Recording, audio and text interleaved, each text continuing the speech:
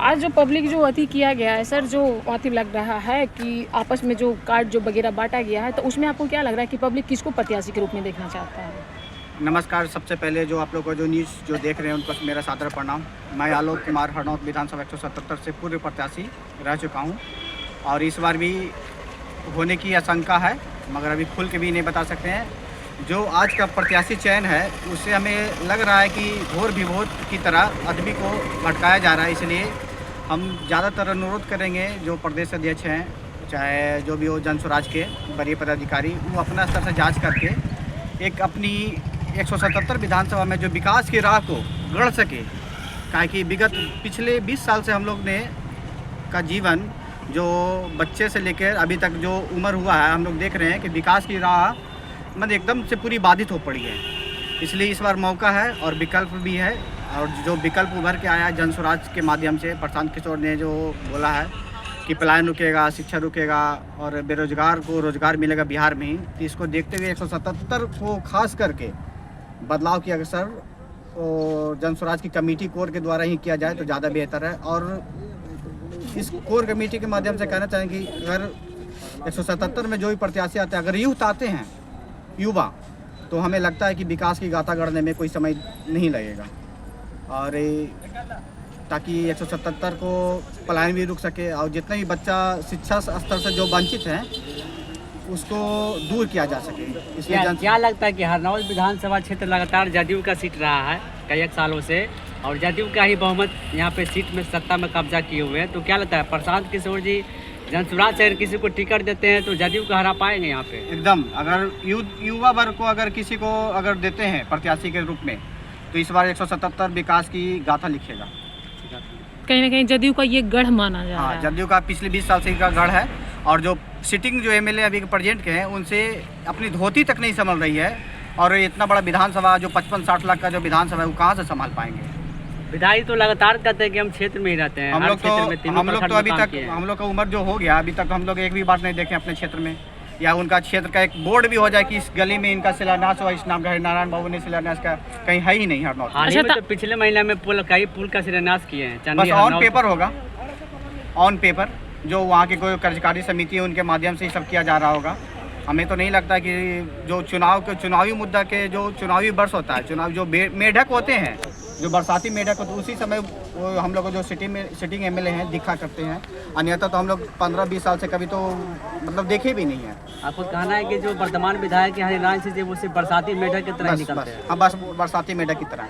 इसलिए प्रशांत किशोर से आग्रह करेंगे कि इस बार 177 को युवा के हाथ में दामन को उसका दिया जाए, ताकि विकास की गाथा लिखे, और जो भी शिक्षा से वंचित है बच्चे को विकास की एक नई राह पे चलने के प्रयास किया जाएगा। अच्छा, आपको जो वर्तमान में जो विधायक अभी जो आप नाम लिए हरिनारायण प्रसाद जी, आपको मतलब कि जो विधानसभा जो हरनौत में उसमें क्या क्या मतलब विकास किए हैं? अभी तक तो एक हरनौत में फील्ड दी हैं जो कि कोई काम के नहीं, वो शराबी का अड्डा और जुआ का अड्डा बन रखा है। बिहार में तो शराबबंदी है, शराब तो घर घर मिल रहा है।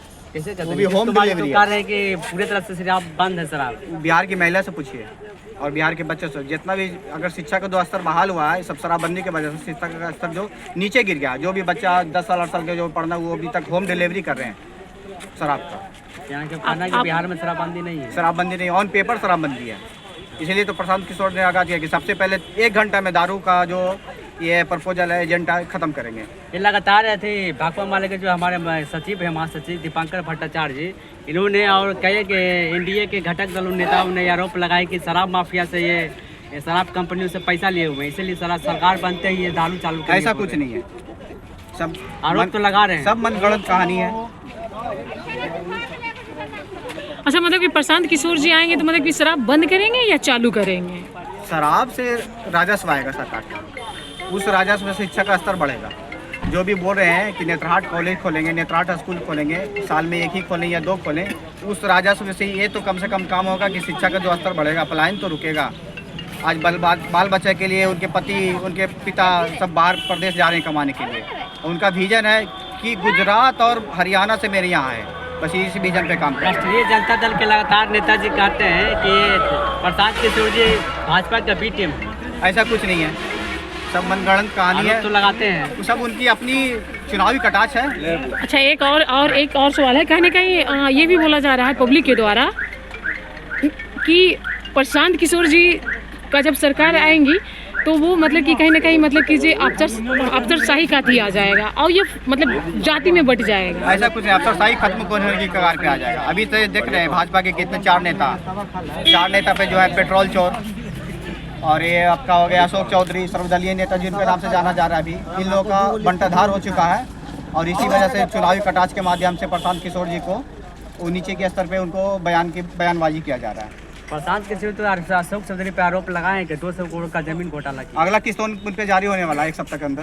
अच्छा, सम्राट चौधरी भी बताएं कि वो फर्जी डिग्री लगाए हुए हैं। वो तो खुद अपने बोला कि बस हम तो वहाँ गए भी नहीं है, किसी कैंपस के द्वारा हमने उनको डिग्री मिला है। लेकिन कल न्यूज़ 24 के मंथन चल रहा था, चुनावी मंथन, उसमें तो कहा कि हमने कैलिफोर्निया यूनिवर्सिटी से हमने पास उनमें किया। कहाँ बताया भाई कि मैट्रिक कब किया, बता तो दीजिए। वो गोल गोल बस घुमा रहे हैं कुएं तो में। बता रहे हैं कि विपक्ष नेता हमको जांच करके कैलिफोर्निया हाँ, यूनिवर्सिटी तो कोई भी आदमी बताए, जैसे हम ही से कोई पूछ रहे कि मैट्रिक कब किया, तो हम नहीं बताएंगे 2000 कितना में किए हैं कि जो, तो बस उनसे भी यही सवाल पूछा रहे, आप मैट्रिक तो बता दीजिए कितने वर्ष में किए हैं, तो उनके पास कोई जवाब ही नहीं है। आपका शुभ नाम सर? आलोक कुमार। तो हम ही वोट देंगे, ठीक है। अगला जैसे हरनौत छोटा बड़ा जो साथी है, विधानसभा है, छोटा कोई है नहीं, बड़ा है। अगला हर पंचायत है, अगला पंचायत से लेके आएगा 100 को, वो अगला 100 को लेके आएगा, 50 को लेके आएगा एंटी पार्टी का। तो जो 50 को लेके आएगा तो बेचारा छोटा पड़ गया, तो उसको 85 लोग सपोर्ट करेंगे ना। और जो 100 को लेके आएगा तो 100 लोगों तो भारी पड़ गया। तो उस 100 व्यक्ति में आप भी तो आते हैं ना। हम तो आते हैं, तो हम तो अपना आदमी को देते हैं ना। सब तो यहाँ जाति विवाद का बात चलता है। जो अपना जात है, जो आदमी आया है, जो जिसको वोट देता है, खाना पीने की करते जातिवाद मेरी पार्टी में नहीं होता है। वो तो सही बात, वो तो सीधा बिहार बदलाव के लिए दौड़े हुए हैं। बिहार बदलाव अभी तो आप देख लिए ना कि ये जातिवाद हुआ। हाँ, जातिवाद तो हुआ है अंदर। मतलब तो फिर आप उसमें क्या कहना चाहते हैं? हम यही कहना चाहते हैं कि जितना भी अभी जो एजुकेशन हाई हो, उनको नौजुवा को खड़ा किया जाए, ठीक है। अगर इसमें नौजुवा आएगा, पीढ़ी सुधरेगा, स्कूल का जो शिक्षा व्यवस्था है सुधरेगा, और हम कुछ नहीं कहना चाहते। क्या नाम है आपका? हमारा नाम धनंजय कुमार हुआ, हरनौत विधानसभा हमारा गृह क्षेत्र है।